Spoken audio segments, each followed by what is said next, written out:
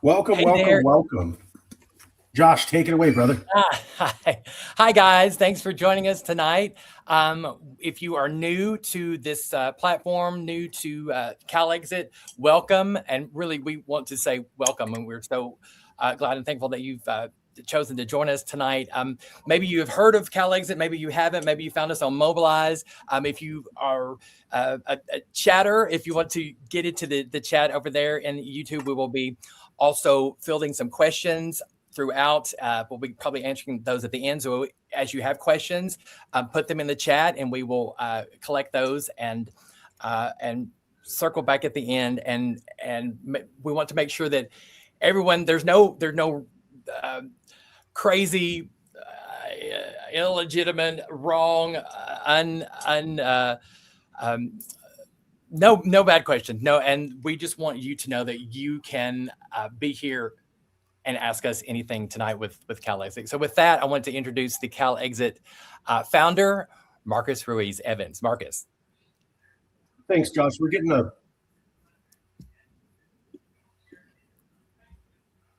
feedback on you, Josh. Sorry. All right. So, hi, I'm Marcus Ruiz Evans. Let me pull up my banner. Oh, now it's doing it with me. Okay. Well, we're here. We're live. We're going to keep going. So, I'm Marcus Ruiz Evans. I started the CalExit movement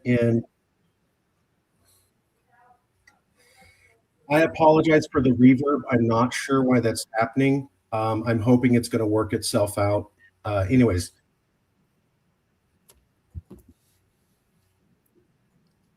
Marcus, I don't think we're hearing it on. I'm not hearing it on my end. It may just. Have you got two devices maybe going?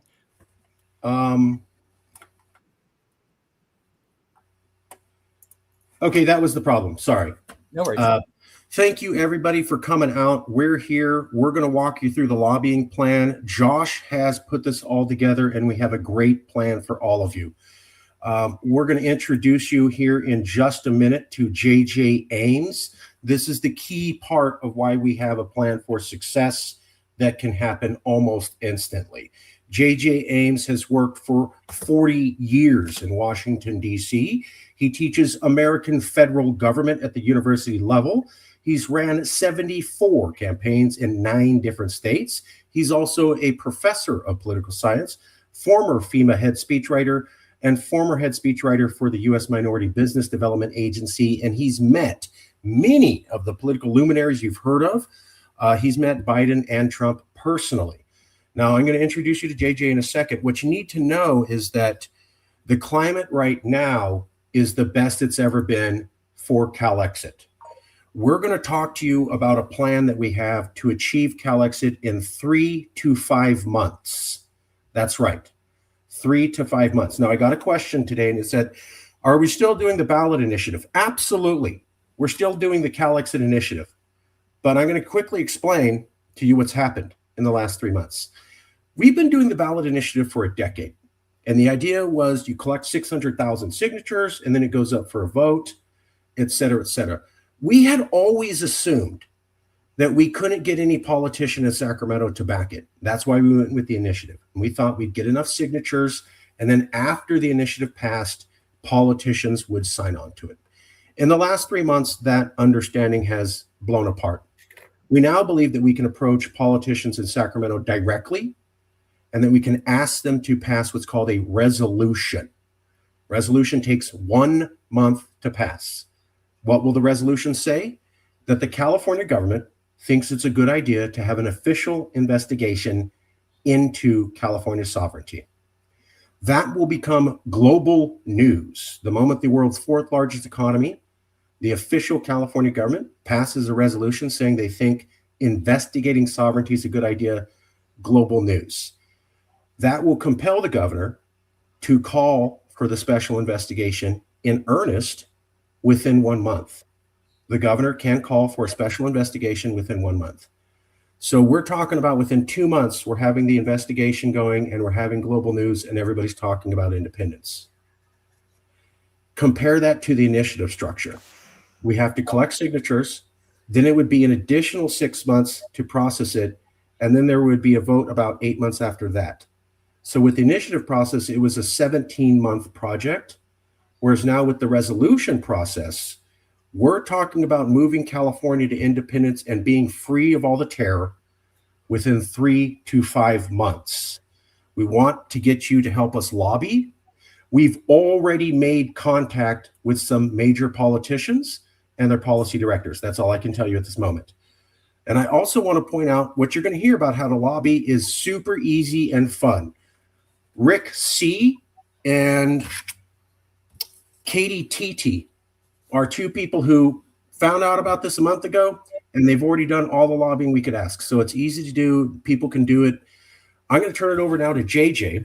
You're going to hear why JJ is a political expert, why he is going to explain to you this is the best time to CalExit.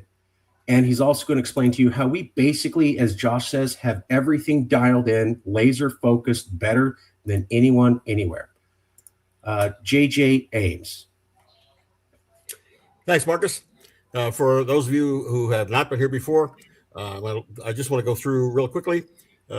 Common question is, isn't it unconstitutional to separate from the United States? And the answer is contained in the Supreme Court opinion in a case called Texas versus White, which happened in 1868. And in Texas versus White, Supreme Court said, yes, it is unconstitutional for a state to unilaterally separate itself. Can't do that. But the court went on to say that separation by mutual agreement and by consent of the states is permissible. And what they mean by consent of the states, at least in the opinion of some of the nation's greatest and most recognized constitutional experts, is that we would be required, California would be required to receive the consent of a simple majority of state congressional delegations, or otherwise 26 state congressional delegations.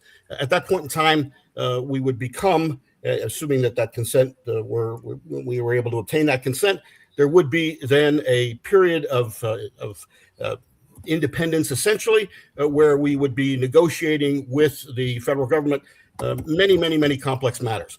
What are the continuing rights of Social Security recipients in California to continue to receive Social Security? What about the federal land in California? California gets it. How much does California have to pay for it? California would assume some percentage of the existing federal debt, and so on and so forth. But the point being, there is a way, a lawful way and a peaceful way to separate. And I say lawful and peaceful because we're in a situation right now where if we do nothing, we know how this movie ends. We're in a situation where you already have ICE agents doing everything that the ICE agents are doing, up to and including raiding a Methodist church in Los Angeles today, and arresting a church member who was serving food at a food bank. That's not going to stop. It's only going to get worse. And there are California values. Why CalExit right now? There are California values. They do exist. We all know what they are. And if you look and see what's going on in Washington, the Supreme Court overturned Roe. You now have Republicans in Congress that are calling for a national abortion ban. You have the Supreme Court that's preparing to accept a case that might overturn Obergefell and same-sex marriage. So these values, which are being displayed in Washington right now, thoroughly inconsistent with where we are in California. We've been trying as a nation to secure universal health care for 60 years. And there's one path, and one path only, to universal health care, and that's CalExit. We've been trying to secure common sense gun legislation for 70 years in Washington. Can't get it because of the NRA and other lobbyists. There's one path to common sense gun control, and that is CalExit. One person, one vote. We just saw yesterday federal agents storm the Fulton County election offices and retrieve ballots, paper ballots from 6 years ago now, coming up. And so we've also heard Steve Bannon announce just yesterday that we are going to have ICE agents at every polling location in the midterm elections. So we're not in a situation where it has any opportunity to get any better. So what we do is we lobby Sacramento.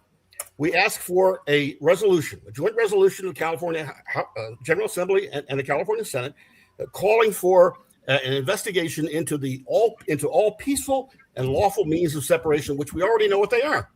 Once the resolution, and which the resolution only requires the support of one member of the General Assembly and one senator, that moves forward. And then following that, we have a bill introduced, and that bill would be telling the governor, be giving the governor the authority to call for a blue ribbon commission that would report formally on all peaceful and lawful means of separation, which we already know what they are. So it doesn't take an awful long time to conduct that investigation. It would also look into all of the items that could be accomplished by a sovereign California that can't be accomplished because of Washington interference in anything that we'd be trying to do. Once that bill would be introduced and the Blue Ribbon Commission would be called for, the Blue Ribbon Commission turns its report in. At that point in time, the governor makes a decision, and basically that decision we hope would be to send a negotiating team to Washington to begin lobbying the 26, all 50, but presumably to secure the approval of 26 different state delegations. At that point in time, we become essentially a sovereign entity with that consent of the states, and we move forward into that negotiating process that I talked about before. People want to say, hey, you can't do it. Why would the government give up? Why would the federal government give up $400 billion a year from California? Because if 52 members of the Democratic members of the United States House of Representatives leave all at once, there will never again be a Democratic majority in the United States House of Representatives. But California will be sovereign, and again, we'll be in a much better position. I'll continue on when it's my turn again, and I'll be happy to answer any questions. But I just wanted to make sure that we understand that the process is possible, it is lawful, it is peaceful, and there is incentive on the part of Republicans in Washington, not only to let us go, but there is also a president in the Oval Office who despises California so much so that he won't even go to the Super Bowl. So we're in a position where 10 years ago, this was not possible. 10 years from now, it'll be too late because we'll have a full-blown authoritarian dictatorship. This is the time, and we're the people, and it's time to move forward. So I live in California, and this year we have a governor's election. And I've seen a lot of people, who I agree with, by the way, saying that for the 2028 presidential election, any Democratic candidate that does not advocate for the abolishing of ICE as part of their platform should not be considered a serious candidate. Well, similarly, I think in this year's California governor's election, any Democratic candidate that does not advocate for the possibility of secession is not a serious candidate. And I mean it. I think this is the time that California, specifically, needs to be seriously considering secession from the Union. And I know, a lot of people are going to say, that's not legal. We already determined that it's not legal for states to secede. We fought an entire civil war about it. Yeah, guess what? It wasn't legal then either. The American Revolution wasn't legal. Most efforts to secede from governments that are tyrannical are not legal. But I think it should be up to the California citizens to vote, to decide whether they want to be ruled by this fascist federal government. And I think anybody who wants to be the governor of the biggest state in the country, and a state that is largely opposed to this federal government, should be seriously discussing the possibility of removing California from that government. In fact, I think Gavin Newsom, the current governor, should be seriously considering it. However, he's too busy running for president of the United States in 2028. So he's not going to advocate for California to secede from a government that he wants to run. But we are now at the point where we should not even be guaranteeing the idea that this government is going to exist in a couple of years. Times are changing. Things are crazy right now. Things are horrible right now. And I think it's only right that these states that do not agree with the federal government, whose populations largely do not agree with the federal government and have never voted for these federal representatives who are doing these things, should be considering forming their own countries. And honestly, I'll tell you right now, the only reason that nobody that I've seen running for California governor right now is seriously talking about this is because they know it would be popular. They know that if they put this on a ballot, there is a good chance that most of the California population votes for it. And they don't want to do it because they don't want a civil war. Well, guess what? We're already in one. It's time we stop pretending that this is just going to go back to normal. It's not going to. And when things don't go back to normal, you need to prepare for what comes next.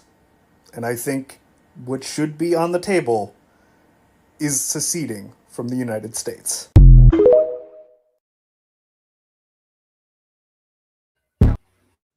California is the greatest country in the world. If we're being honest with each other, California is a blue state held down by red tape. We can't count on the federal government anymore. California is the greatest country in the world.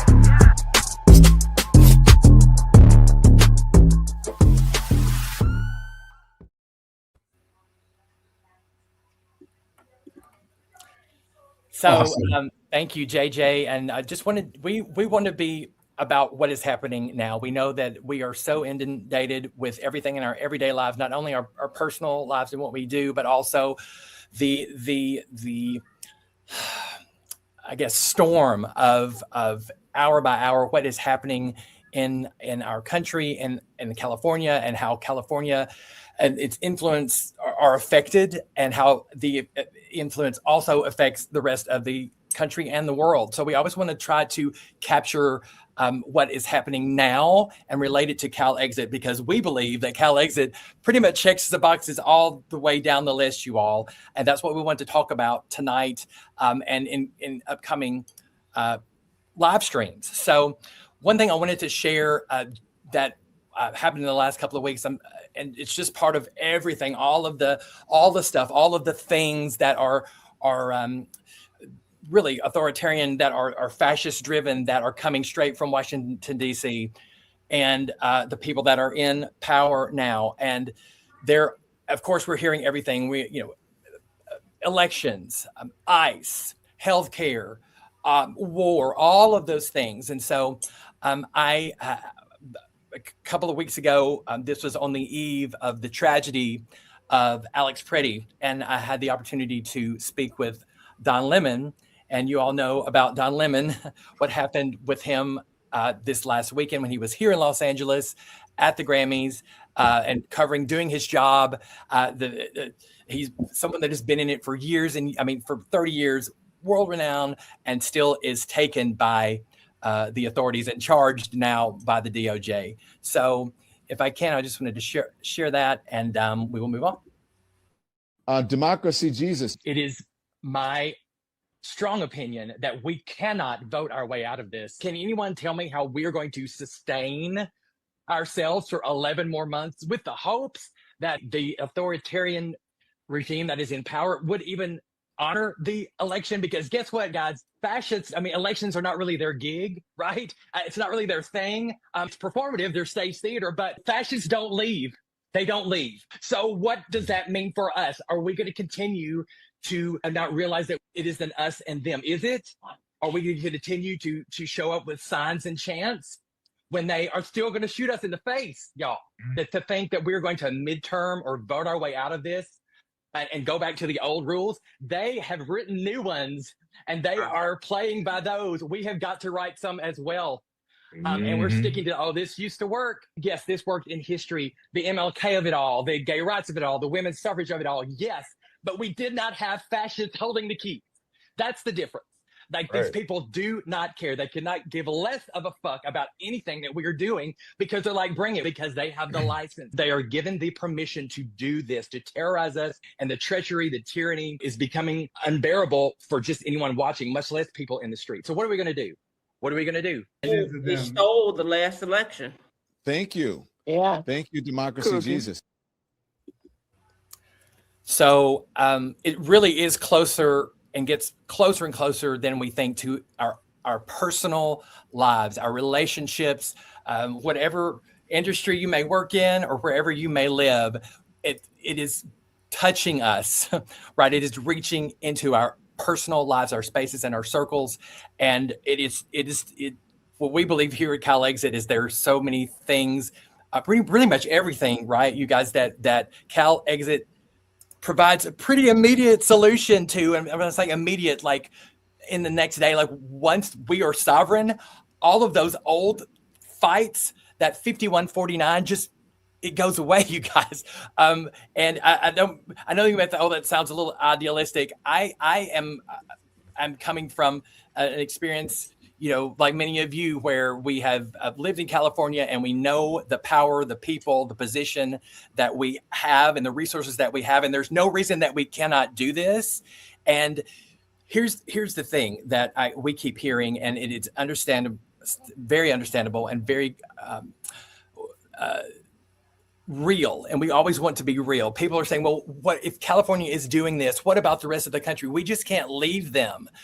And I go to this scenario, when we're in the airplane, we have to put our oxygen masks on first, so we will be able to breathe and help the other person beside us or people around us. That is I believe, the heart or one of the tenets, the foundational, fundamental aspects of CalExit that is what we are doing here. Someone has to be first. California has always been first, right? California has always been the winner, not just in the country, but in the world. And we're not saying that from we are better. We're saying that as, look at what we've got. We can do this. CalExit is a right place, right time, right now thing, initiative, campaign, movement, whatever you want to call it.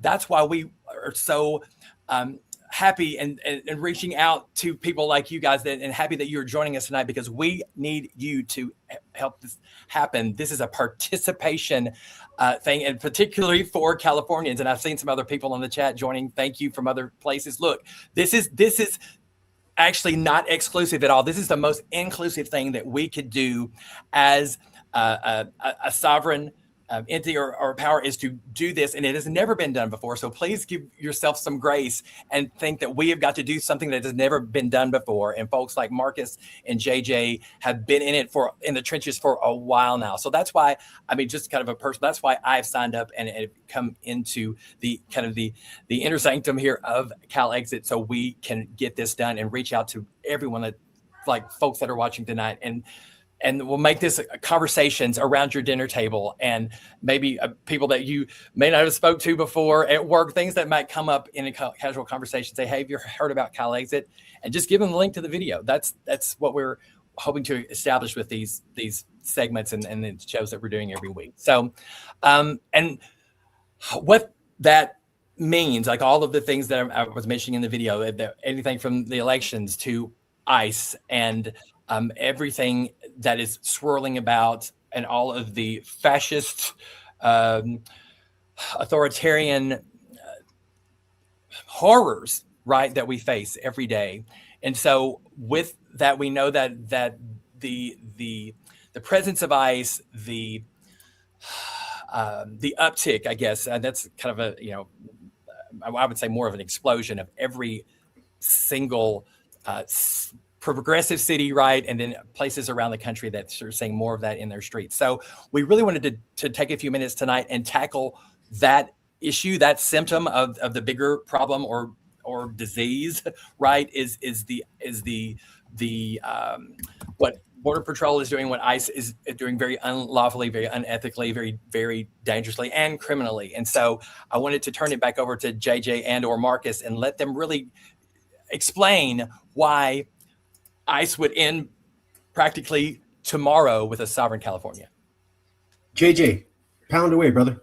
All right. I just want to say, first of all, for the people who wonder if this is possible or not, the state of New Hampshire has already introduced the exact same resolution that we intend to introduce in the California legislature. So it's for those who think it can't happen, it's already happened. Now, why New Hampshire thinks that they could function effectively as an independent nation, I don't know.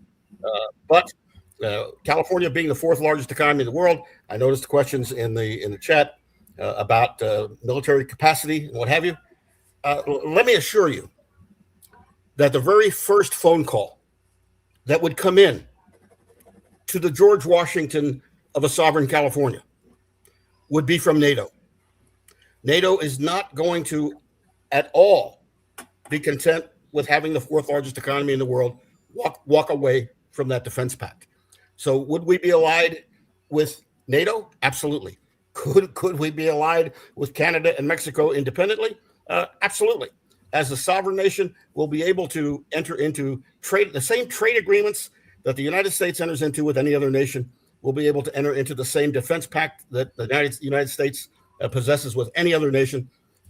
This is a circumstance where, again, I continue to say, because it's the most important aspect, you see what this government has done up to today. And there is no reason, absolutely no reason, to expect that they would do anything except go farther. We have more to worry about from the government that we're a part of now than we would a government after we left, that same government after we left. So I just wanted to again touch on the fact that it's not only possible, it's already being done. The process has already started in New Hampshire. We would be introducing the exact same resolution. They basically copied the resolution that we prepared for all practical purposes, and it just as it can be done there, it can be done here. If you have any questions, ask them. JJ and I are experts, and JJ especially can ask. So ask tough questions. We have all the answers. And I just need to point out, JJ really is an expert. I want to show that again. So please ask those tough questions, but also just recognize that when we're talking about being able to pull this off, I have been doing this for about 15 years. And JJ showed up a couple months ago, and he was already there. Look at his background. He's worked for FEMA. He's worked for the feds. He's done a speechwriter. He teaches. He's at the graduate school. We have a professional in politics who's basically telling you this can be done. Yes, it's legal. And yes, we can work through the system. And he's right. Just to cover a couple basics, I want to do this. So just to cover a couple basics, as JJ was pointing out, independence is legal. Texas versus White says you can leave with consent of the states. Here's the question that relates to the military and to any other questions you guys have. I want to point this out. Half of all Republicans in America said last year, basically, that none of you watching this are fellow Americans. No, that's not an exaggeration. Nobody contradicted it. Yes, LA Times did a survey. Half of all Republicans think none of you are fellow Americans. 48% right there. 67% of all Republicans, almost 70%, say California is nothing but a net negative. 83% of Republicans across America say they'll never move here. And a majority of your fellow Americans believe that Texas and Florida better represents their values. All we got to do is get to Congress and ask, and they'll let us go. That's basically the big secret. They hate us. We can get the votes. And the only thing that we need to do to make that happen is these couple simple steps that JJ said. We're going to lobby Sacramento to push a joint resolution. JJ has already written the resolution. We have already shown it to politicians. They are already impressed. That will be global news. The world's fourth largest economy saying in a resolution, we believe it's worthwhile to investigate sovereignty, will become global news. We didn't say leave. We didn't say it's a good idea. What we said is a good idea to investigate this. That will kick things up to the next level. We can then propose for the blue ribbon panel to happen, or more likely, the governor's going to demand the investigation get moved up to within 1 month. After that, the public demands a special election like Prop 50, which took 2.5 months. And so this is the key thing. We're talking about independence within basically 3 to 5 months. And what we need you to do is this. Sign up now. If you go on the YouTube channel that you're watching this and you click the description in the bottom, it will say sign up and there will be a link to a Google form. You sign up, we're going to get you the list of 22 politicians out of 120 that our DC Insider has already targeted. These are the most easiest susceptible politicians to back this up. JJ's looked through their backgrounds, their history, their education, and he's figured out people who are in safe districts and have already taken a stance similar to what we're talking about. We have targeted people. We have all the emails for them. We have all the phone calls. We have a phone call script for you. We have an email script for you. Toolkit. And when we have the resolution ready. You basically almost don't have to do anything, and the politicians almost don't have to do anything. We just need you to do a little bit of work, and we can pull this together. Sign up. Josh, back to you. Exactly. Sign up. I mean, we're basically giving you a toolkit, right? That's going to be available when you reach out to us and we reach back out to you, just giving you the tools, giving you the equipment, all the work, right? We've done all the work, not only for you, but also our representatives that we were really trying to get support from at the state level. And again, okay, coming in, because I feel like the folks that are watching may be like me. They're kind of new to this and they're wondering, well, how, what, when, where, how, why, all of those things. And what I had to realize was that all of the things that we are trying, ICE being the primary example, like we are trying to get ICE out of LA, ICE out of ICE out of everywhere, California and everywhere else, ICE out. And I had to realize you guys, is that they don't have to, nor will they leave us. Therefore, we have to leave them.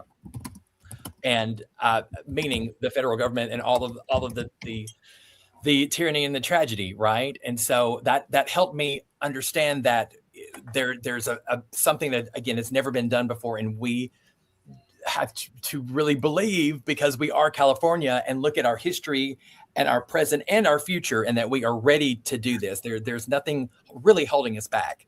And I as we were mentioning too, everything that was coming down, everything that ticks down in the news, and I wanted to introduce my friend Rachel, who I worked with for the last year, and we have done a lot of grassroots organization and work around election integrity, the free and fair elections atmosphere and arena. And because we are focusing on what ICE is doing and what effect it's having on us every single hour, I wanted to introduce Rachel and have her explain her take on how ICE is not just about what's happening in the streets at the detention centers. Thank you, Josh. And hey, everyone. I'm glad everyone is here. So yeah, I mean, we talk about how Josh and I always say that we can't play by the old anymore. We have to use a different paradigm, because they're not, and they look what they've done. But one of the things we can see is where history repeats itself. And what we're seeing is ICE are the new brown shirts. They're using as their militia. They're using them to terrorize, harass, and kill U.S. citizens and people who have the right to be here. No one should be treated as illegal. People are here because they need help, and that's who we're supposed to be. As they say, we used to be the quote-unquote beacon on the hill, and now California has the opportunity to be the beacon on the beach, right? A place that everyone is welcome, can feel safe. But more importantly, you're seeing now ICE is just a symptom of the bigger issue, but you're seeing how they're being used. And one of the things I was taught in con law was that one of the ideals in our Constitution is one person, one vote. Has that ever been a reality? Ever? Well, I think we all know that. No. How could it be with college? How could it be when we have either gerrymandering, voter suppression, all types, poll tax, everything that they've used for over 67 years? And now, as Josh and I, with others uncovered, saw voter subversion, that once you voted, they were able to change your vote after the fact. And we can certainly share that information another time if anybody wants to see that. The point is now we're hearing ICE to quote unquote protect the elections. They're bringing in DOJ and ICE as their bodyguards, if you will. And we're seeing the same patterns repeat. This is what they've been waiting for. They're not even the fact anymore. It's very important that we make sure our representatives, our state representatives, understand that this is an urgent matter, that we cannot wait. This is the time. We have all the tools, we have the people, we know what to do, and we need everybody's help. So please sign up. And I saw somebody's comment about Google. I don't want to use Google either. Right now, our website is in transition. So from going forward, this Google Sheet is a temporary fix, but we do have our own website that will be going up. You can also send emails to volunteer@calexit.now. That's our Proton account. Guess what? That's a Swiss company, and they're outside the jurisdiction of these crazy mofos. And I'll leave it at that. Thank you. So I'm going to answer some of these questions, and then I'm going to go to JJ. Yes, I can stop the Chiron, Josh, whenever you're ready. Let me address these really quick, and then I'm going to go to JJ. Sure. So what if Trump cheats on the negotiation? We don't think that will happen for this reason. As JJ will routinely say, Donald Trump would be able to tell the Republicans, I fixed elections for you for the rest of time. You'll always have easy elections going forward because I got rid of California. That would be a epitome of a archetypal dream for the Republicans. So we think that when that option is presented, they're just going to grab it. He's not going to want to hold up something that's going to make him appear to be a god. As I remind many people, he doesn't do it now, but before he wanted to overturn abortion, and then it was done for that month after Roe v. Wade was overturned, he was saying, I'm your savior. I'm the only one who could get it done. So we're going to give him the ability to claim a God complex. I got rid of evil, nasty California. Elections are easy going for you. He'll want that. The Google form, yes, sorry about that. That's a temporary thing as we're reformatting the webpage. To the question of how to stop ICE, you can't stop ICE unless you're independent.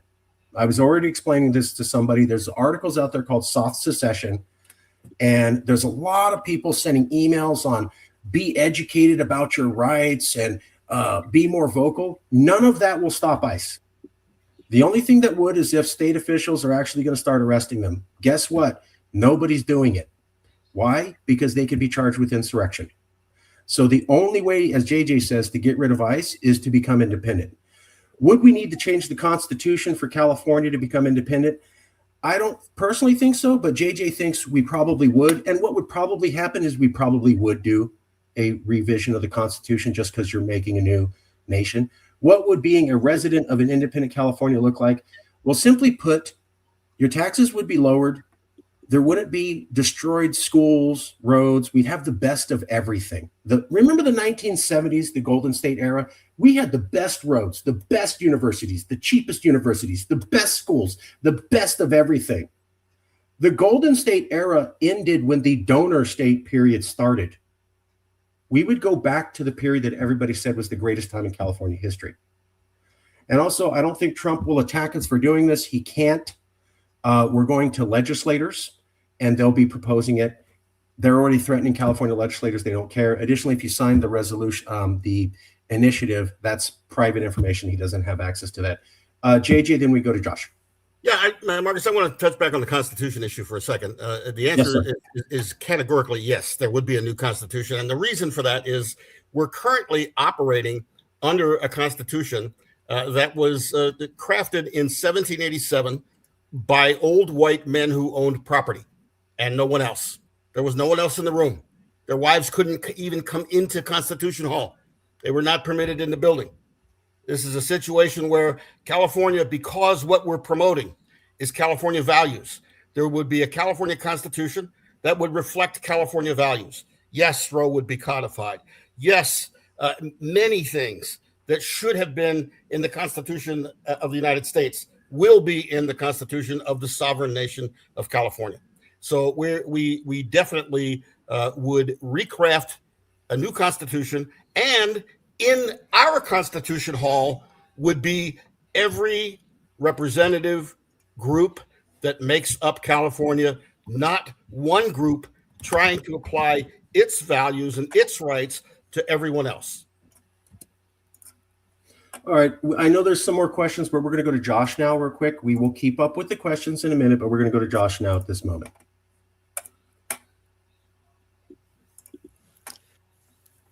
And I again, all of these things are hitting home with me, even though I've heard them before. That it's just kind of the receipts here, the logic and the expertise and experience behind JJ and Marcus, because they are coming from similar spaces, but different levels of that. And so I am always anxious to hear how they come at questions. And there's so many in the chat that I don't want to take a lot of time here. But we wanted to go ahead. Let's go ahead with some more questions, and then we can circle back with our next steps, what we are excited to get you guys involved with, and so that you can leave with some CalExit. Okay, here are the next questions. I'll take a quick stab, and then we're going to go to JJ. I always defer to JJ.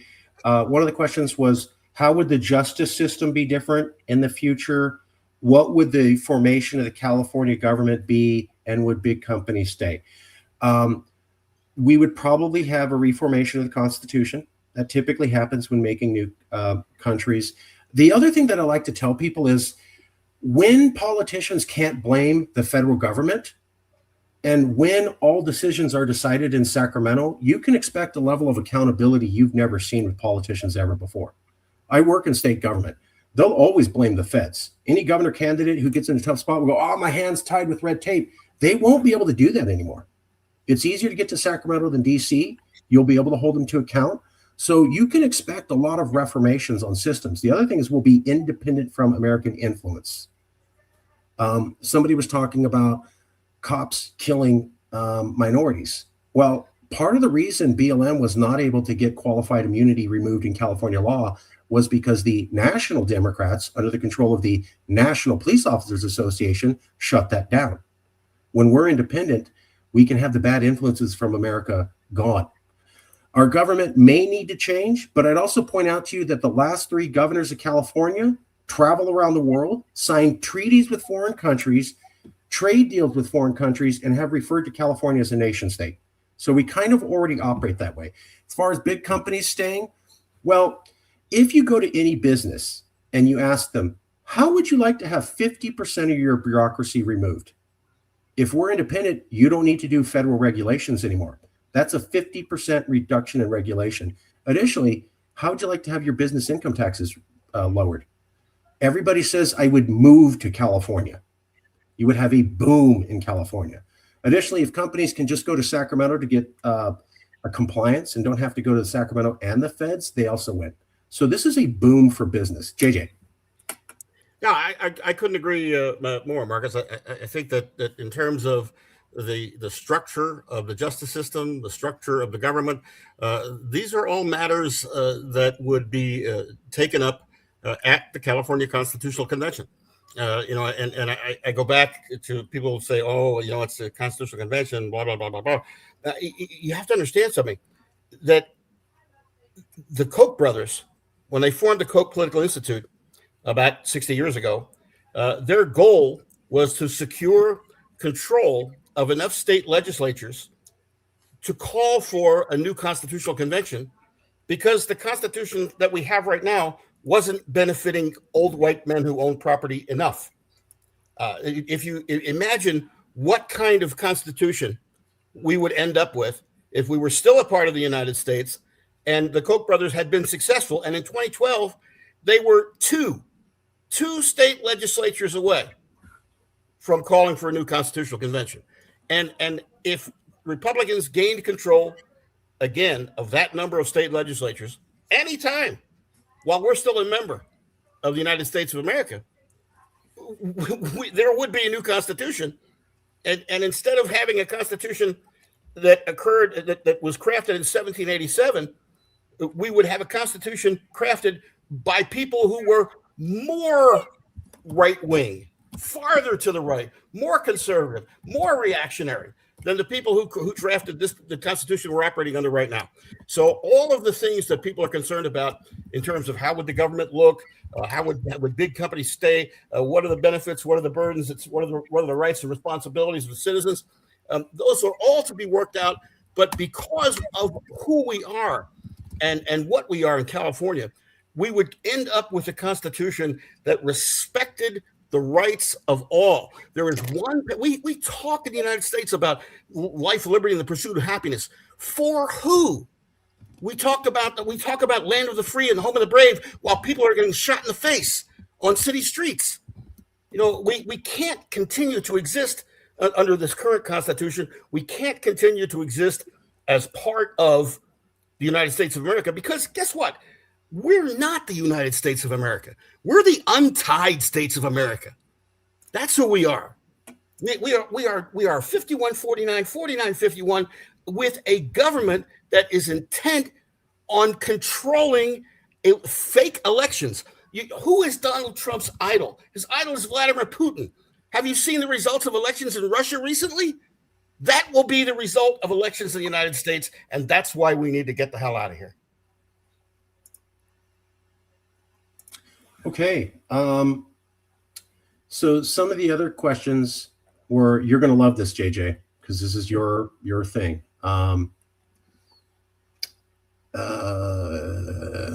Sorry, give me a second. Voting. So healthcare for all, voting rights codified, common sense gun laws. Let me throw in a couple other things. Codifying Roe v. Wade, making sure that they can't attack transgender people. JJ, what did you say about gun laws, codifying voting laws, codifying a woman's right to choose, making sure they can't attack LGBTQ people, protecting the undocumented? What's your opinion about how all those things can happen related to California sovereignty? Right now, I go back to the issue of voting. How do you accomplish anything when the votes of 15 million Californians don't count? And I use this example all the time. In the 2016 presidential election, roughly 15 million Californians cast a ballot in that presidential election. Now, they all didn't cast a ballot for the same person. But if they did, if all 15 million Californians had voted for Hillary Clinton, Donald Trump is still the president of the United States. And instead of losing by 3 million votes, he loses by 10 million votes. Californians' votes, gosh, forget about one person, one vote. 15 million Californians couldn't change the outcome of a presidential election. The Republicans have been trying for 50 years to figure out how to win the presidential election without ever winning the popular vote. And whether or not Donald Trump won the popular vote this time, we may never know. But the bottom line is they have figured out how to win the presidency without ever winning the popular vote. And what that does is it reduces the votes of 15 million electors in the fourth largest economy in the world to zero. It's not one person, one vote. It's 15 million votes that don't matter. And yes, all of this will be codified. Universal health care, like I said, we've been trying for 50 years. You know, common sense gun legislation, we've been trying for 50, 60, 70 years. Can't do it. And we all want to blame Washington. Well, now we have a chance not to blame Washington anymore. Now we have a chance to say, you couldn't do it. We will. So the pathway, there's one pathway, like I said, one pathway to universal health care. That's a sovereign California. One pathway to common sense gun legislation. That's a sovereign California. One pathway to codification of Roe, codification of voting rights, a fair criminal justice system, a fair tax scheme. And when we stop building roads and bridges in Alabama for people who hate us, when we stop keeping the water clean in Arkansas for people who hate us, we can use the $400 billion that we don't send to Washington every year to accomplish everything that would be necessary to recreate the California that Marcus talked about before. I want to make sure that's drilled in for everybody. This is something that JJ says all the time. I'm going to pull you off for just a second because I want people to see my eyes. You cannot have single-payer health care being part of America. You will never have common sense gun regulation being part of America. The Ninth Circuit Court has struck down almost every gun regulation we have. The federal government is totally against single-payer health care. Look, Obama was the last competent president, and even he sided with the insurance companies and did not get a single-payer health care. You're never going to get a woman's right to be choose being protected.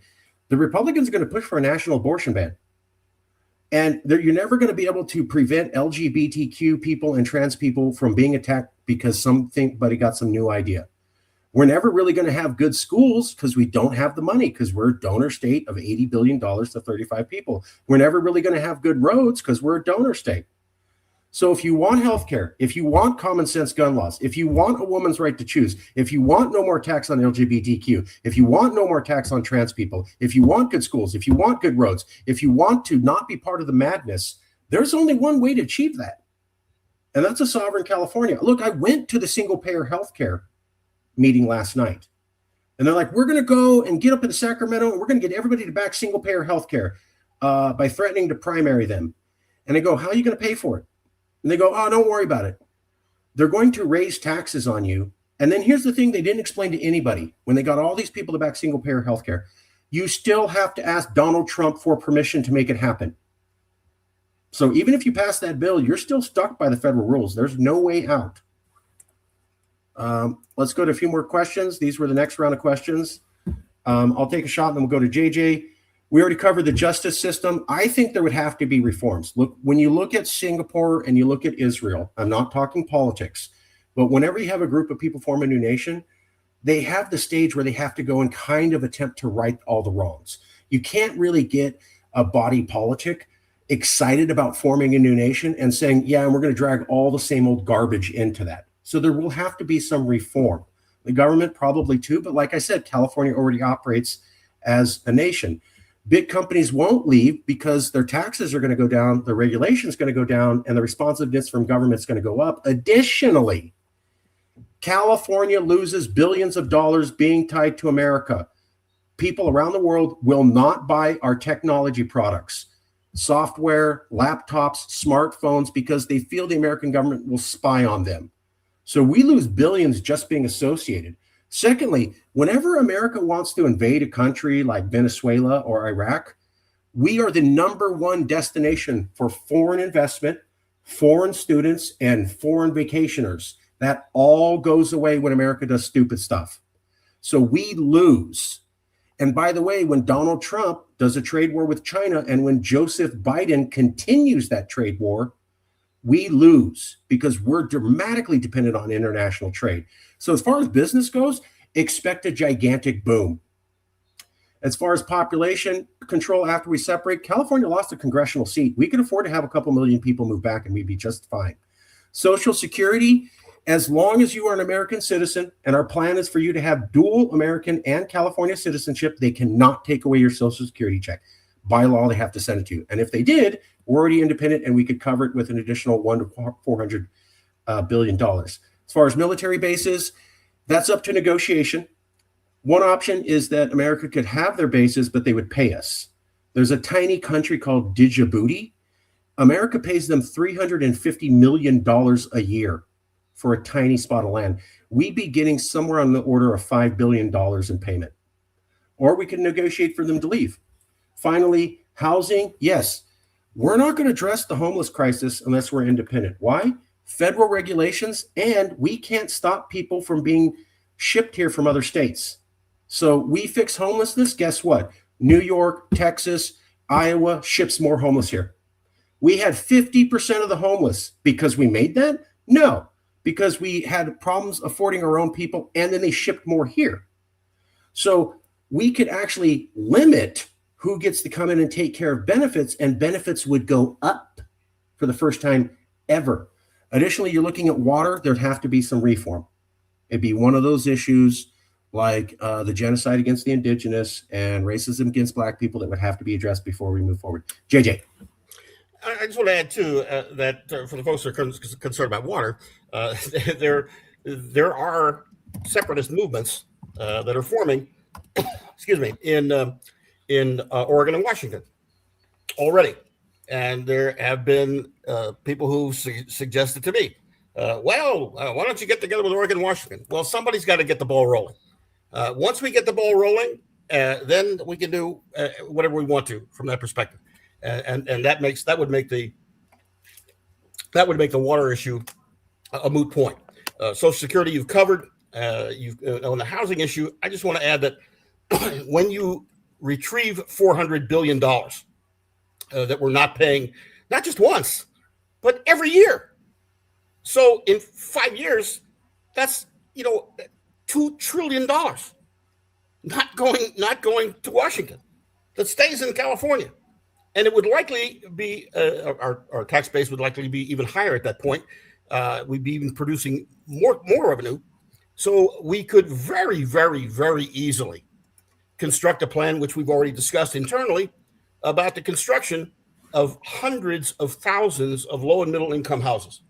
And that would in part handle our existing crisis and also deal with the influx of maybe not 2 million, maybe 4, 5, 6, 8 million people in other parts of the country who see the new California Constitution and say, you know what?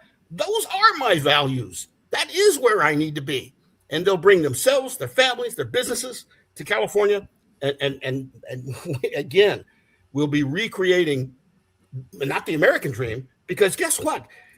The American dream is a nightmare, if anything at all. And we'll be recreating the California dream. You can't live the California dream right now because you don't know when you're going to get pulled over, even as an American citizen, and shot in the face. We need to recreate the California dream. We need to go back to that golden era and recreate that, and we can do that with all of these circumstances resolved. All right, we're going to go to the most important issue right now. Please ask some tough questions, but we want to talk about ICE. ICE has been particularly difficult and troubling for everyone here in California. And some questions are like, how do you get rid of ICE? The thing, and I was talking to guys like, why can't you just ban ICE? Do you remember when they asked Chuck Schumer about getting rid of ICE? And when they asked Cory Booker, Schumer looked the other way and totally ignored whoever was asking. And then Cory Booker went on TV and said, the problem with ICE is more training. That's after 2 people were murdered. So the Democrats are not going to do anything about ICE. Why? If they allow federal investigations of federal officers, then it's going to come back on them later. And why aren't the states doing it? Because they know you're just going to, you arrest a federal officer, a federal court's going to make that go to a federal court. So, Josh, you have any comments on this? Or JJ, could you talk about how ICE is bad and this is the only option? I think Josh is back on. Let's go to him first. Tell us, brother. So it's a symptom. It's probably the most painful and loudest symptom of the condition, the disease, the virus. But it is the one that is affecting, I think, all of us on a daily basis, and we're just seeing it. We're seeing it, and very sadly, as is in the playbook, a page out of the playbook of authoritarianism and fascism is to make us numb to that, to make that normalized. And so we just don't have the time, and we don't really have the time for anything. The luxury of time and thinking that we can go by the old rules when they are writing new ones every single moment. And so guess what? CalExit is a pretty new rule. And it is something that will not only be historic, but also a template for other states, even, of course, inspiring other countries that this can be done. And we have the power right now, really on the, the 4th or 5th of February, we have that power in our hands right now. The right now of CalExit is what is just so powerful. And I've been in a lot of rooms. I say this a lot. I've been in a lot of rooms. I'm sure much of you have. If you've been in this grassroots space or organizing space, especially in the last year, there's been a lot of lanes, and they're all valid and they're all good. But I have yet to find a movement, a campaign that has this much riz, if you will, this much stamina and artillery and all of the things in a figurative sense that we can make this happen. We have the goods, we have the stuff to do this right now, because we just don't have the time. JJ has said before, and Marcus has said before, like maybe we couldn't do this 10 years ago, and we surely can't do it 10 years from now. Now is the time. And so how do we do that? Well, we are really, and it's kind of a campaign within this movement that this is, I call it CalExit Express, kind of hard to say, but that's what we're doing. We are building this new website platform, and just want you to sign up, and we will help you. We will do the rest. We just want to, if you can consider CalExit and ask yourself what you can do is, can you make phone calls? Can you send emails with a template or phone calls with a script? Or are you someone that is in proximity or willing to go to be on the ground in Sacramento? Those things are happening right now, and they're powerful, and we have the position, and now we just need you, the people, to make this happen. So some other exciting things that we also want to let you know that are happening. We are doing this kind of not a rebrand, but it is a fresh branding of what we are saying out loud to folks like you and people that are tuning in. We are building a brand new social media platform and accounts. So things that can be shared, like the video that we shared earlier. People are talking about that. This is not really a hard sell in a sense, because people are already saying CalExit. Because what's our solution? What can we do here? So with that, we're going to make all of those things available to you. We have created some new branding, some new assets, because we know that this is a California thing, right? As California goes, so does the nation, so does the world. And I am so proud to have moved here 17 years ago and call myself a Californian, just because of what we have and who we are and what we represent. So with that kind of initiative, that kind of mindset, we've created some ideas for rebranding, things that folks can share that we'll make available, because this is no nonsense. This is straightforward, and this is very Californian. From what I talk about or what I hear for friends and neighbors and people in our circles here in California, this is the sentiment, and we want to make it fresh and new and serious and loud, because this is big. We have to let this be big, and let California be big, because it is. So I want to share that with you guys, and we will probably be tying up our questions if there's anything else. We don't want to miss anything, but we do want to respect your time, and we do want to ask you back for our next session next week, where we'll be talking about some other things. So let's share that, and we will pop back in.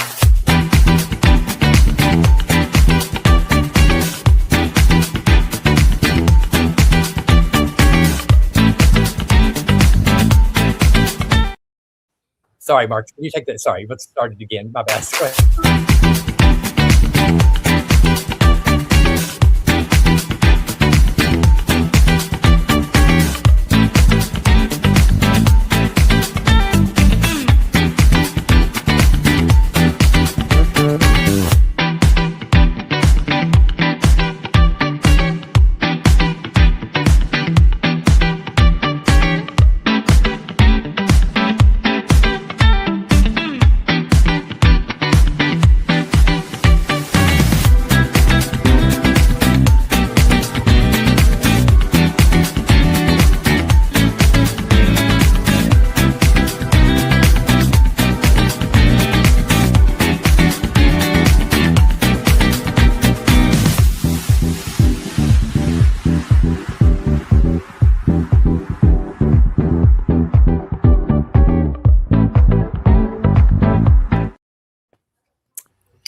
So leave us some comments. We want to know. Leave us some comments in the chat there, because we are really developing this really quickly, and we'll make those things available. And we'll be sharing them on our own platforms. And we just want you to like and share and do all the stuff, because this can move fast, and it is something that we are pushing. Not in coming months, in coming days and weeks, and we are planning to do some work at the Capitol in Sacramento in the coming probably 10 or 14 days, and we'll be letting you know what's happening there. But this is fast, and we do not have all the time in the world. Time is not a luxury, but that is why we're asking you to sign up. I think we've got our information. I hope I've got the right one here. That if you can sign up, the link is in the chat. and it will just take you to a really simple Google form, and we will do the rest. We will reach back out to you and tell you what the next steps are about how you can be involved basically tomorrow in this solution that is CalExit. Hey, Josh, if I could add just one more thing. The question before came up about ICE and what do we do about ICE? We didn't give that group of people their name. The people in Washington gave that group their name. And I'm sure that in Nicaragua, they didn't call them death squads in the government offices, but the people knew what they were. And in Russia, dissidents are imprisoned, poisoned, or back their way out of ninth floor windows. It happens all the time. Right now, there are over 110,000 undocumented that are already in ICE detention facilities. Over 110,000. And that's just the beginning. These people are not ICE. They are Donald Trump's personal police force. They are Donald Trump's personal death squad. 12 people have been shot by ICE since September. 20 plus have died in confinement since September. Where does it end? How does it end? Stop calling them ICE. They are a fucking death squad. They've been given a mission. They're carrying it out. And we're the only ones that can stop it. Thank you. All right. We have Rachel wanted to say something before we go. Yeah. And thank you for that, JJ. I mean, that's kind of the spirit of where I'm going. I mean, there are some original sins that we've never addressed. Of course, what were done to the Native Americans, slavery, and a lot of that is tied into really punishing or dealing with the Confederacy, which has been allowed to live in our country, which we've had disputes about the Confederate flag being flown. And the fact that even going back to the pardoning of Nixon, all this was because of the unfair and the basically the white male supremacy that keeping those in power in place. And we have a chance to undo that. We have a chance to say no more, not on our fucking watch, and it's time to go. We can have that bullshit, or we can say, let's build the society that is what we were supposed to be. We can actually live up to it. Thank you, Rachel. Okay, I'm going to wrap us up. We'll be out of here in 60 seconds. Thank you, everybody, for being here. We need you to sign up on the Google form. It's in the description of the video. Sign up. We'll send you some links. Basically, what we're going to do is we're going to give you a list of 22 elected officials that we have. You're going to get emails and phone numbers for all 22. You're going to get an email script and a call script. You just go right through that. KDTT, Rick C have already done it. Super easy to do. Go to descriptions, sign up. We'll give you all the information. Once we get a hold of a legislator, we already have the resolution. So you'll get the names, you'll get the phone numbers, you'll get the emails, you'll get the scripts. This was just to motivate you. Sign up, then we can hand that to you.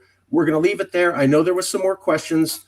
Email me or email us at volunteer@calexit.now. I'll email you back a personal response. Plus, we'll handle those at the next meeting. We are planning on having Mobilize next Tuesday, next Wednesday. Josh, final comment, sir.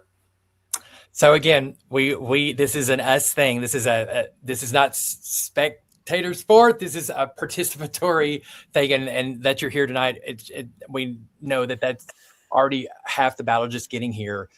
Make this a normal conversation, you all, in your circles, because as we go about our lives in the environment, this atmosphere, it is important that we share the solution that we can do, we can implement. We have, the power, the position, and the people, which is what democracy is. We have that power in our hands as California.